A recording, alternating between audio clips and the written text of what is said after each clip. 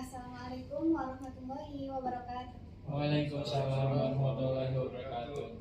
Selamat sore dan salam sejahtera untuk teman-teman semuanya. Sebelumnya saya mengucapkan terima kasih kepada teman-teman semua yang telah berkenan hadir dan menyempatkan waktunya untuk meeting kita kali ini. Baik, perkenalkan ya, saya Mila, marketing dari Accurate. Pada kesempatan kali ini, dalam beberapa menit ke depan, saya akan menjelaskan atau mempresentasikan mengenai Accurate Online. Nah, supaya pembahasannya lebih objektif, teman-teman bisa diceritakan terlebih dahulu untuk perusahaan ini sendiri bergerak di bidang apa dan untuk kebutuhannya sendiri di Accurate seperti apa. Boleh silahkan salah satunya. Baik, kalau kami perusahaannya di bidang retail ya. Kebetulan saya ini staff purchasing yang membutuhkan fitur pembelian di Accurate. Itu fiturnya tersedia apa saja ya untuk kebutuhan perusahaan kami? Sudah cukup, Pak? Cukup. Baik, terima kasih untuk penjelasannya mengenai perusahaan dan kebutuhannya. Di sini saya izin jelaskan sedikit ya Pak mengenai Accurate sendiri. Nah, teman-teman kalau misalnya emang belum pernah menggunakan software, pasti bertanya-tanya apa itu Accurate. Nah, di sini saya jelaskan sedikit. Accurate itu dia adalah program akuntansi yang user friendly yang dapat membantu Bapak dan rekan-rekan semua memudahkan dalam menyusun laporan keuangan, laporan laba rugi, dan masih banyak lagi. Accurate ini dia terbagi ke dalam dua bagian ya. Yang pertama ada Accurate Online dan yang kedua dia ada Accurate Desktop. Tapi untuk kesempatan kali ini saya akan menjelaskan dari sisi Accurate Online saja. Apa itu Accurate Online? Dia aplikasi berbentuk web-based yang dapat diakses di mana saja asalkan ada jaringan internet. Oke, untuk mempersingkat waktu, di sini kita sudah login untuk Accurate Online-nya. Dan ini dashboard awal setelah kita login dari database-nya. Untuk kebutuhan Bapak sendiri di sini di bidang di staff purchasing, kami punya modul-modul yang siap digunakan sesuai kebutuhan dari perusahaan Bapak. Nah, untuk purchasing sendiri di sini kami punya modul pembelian dan di sini ada persediaan. Nah, kenapa pembelian dan persediaan? Karena untuk purchasing sendiri dia bakal integrasi terus dengan yang namanya staff finance dan gudang.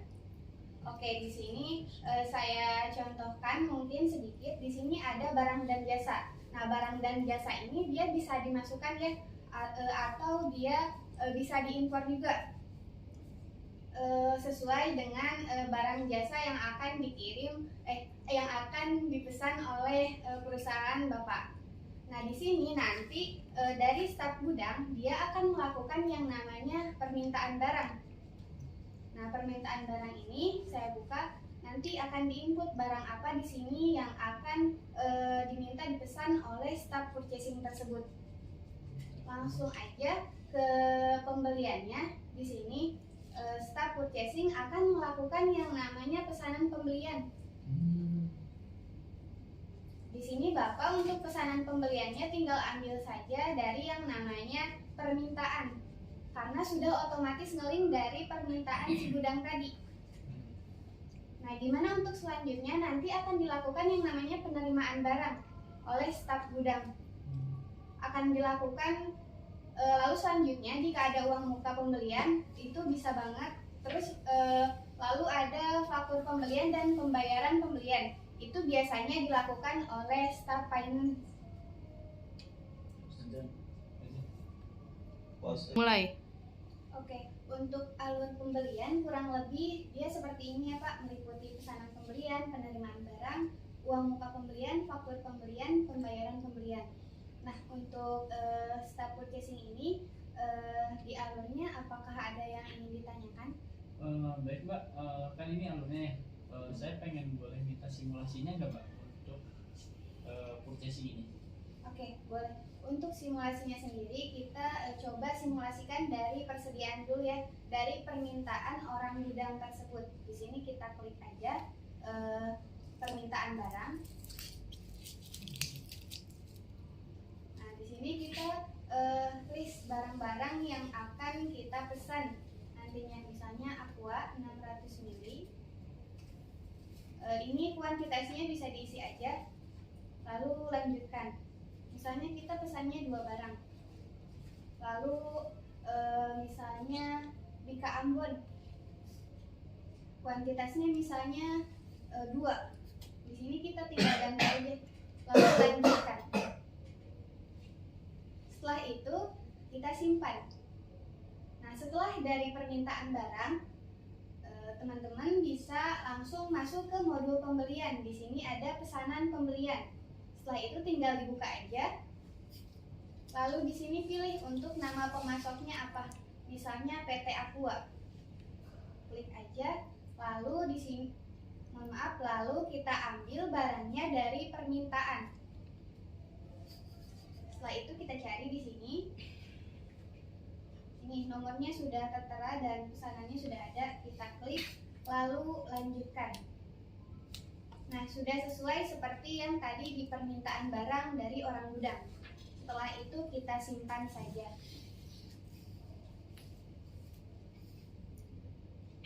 Nah, selanjutnya nanti ada yang namanya permintaan barang dan penerimaan barang, dan ini akan dilakukan oleh orang gudang. Mau saya simulasikan juga? Boleh.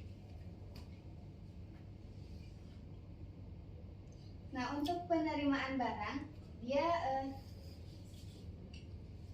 sama inputnya kayak di sebelumnya. Kita cari untuk pemasoknya PT Aqua, lalu ambil. Setelah itu kita ambil dari pesanan. Oke, nomor fakturnya harus diisi, misalnya 001. Setelah itu ambil dari pesanan. Kita cari di sini, lalu nomor PO-nya sudah tertera dan barangnya sudah ada, lalu langsung simpan.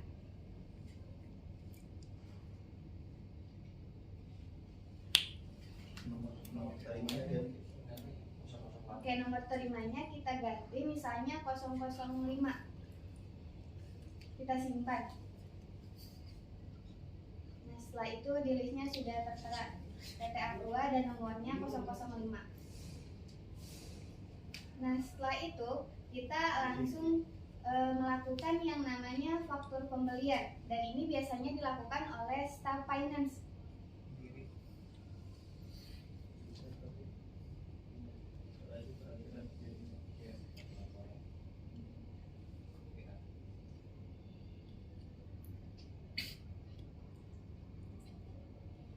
Kita lanjut aja, langsung simpan. Mohon maaf, untuk nomor fakturnya harus diisi, misalnya 005 juga. Selesai. Nah, untuk barangnya di sini sudah dilakukan yang namanya faktur pembelian. Lalu untuk step terakhirnya biasanya finance melakukan yang namanya pembayaran pembelian. Di sini pemasoknya masukin, lalu dari bank apa kita bakal membayar, dari kas kecil misalnya, lalu ambil dari faktur tadi, nomor faktur tadi. Di sini tinggal di refresh aja. Oke, sudah tertera dan kita simpan. Nah, untuk laporannya sendiri, dari sisi laporan teman-teman bisa lihat di sini. Di mana tuh laporannya? Dari laporan pembelian, di sini kita bisa lihat laporannya sesuai dari kebutuhan staf purchasing tersebut. Misalnya histori pembelian. Di sini untuk histori pembeliannya sudah tertera. Ada permintaan barang, lalu pesanan pembelian, lalu penerimaan barang. Uang muka pembelian itu tidak ada karena tadi tidak melakukan yang namanya uang muka pembelian. Untuk faktur sudah ada, lalu untuk retur pembelian tidak ada. Oke, mungkin itu dari sisi laporannya. Ada yang ingin ditanyakan lagi? Sudah cukup. Untuk fitur sih sudah cukup lengkap ya. Kebetulan untuk bagian purchase accountingnya juga tersedia juga. Oke.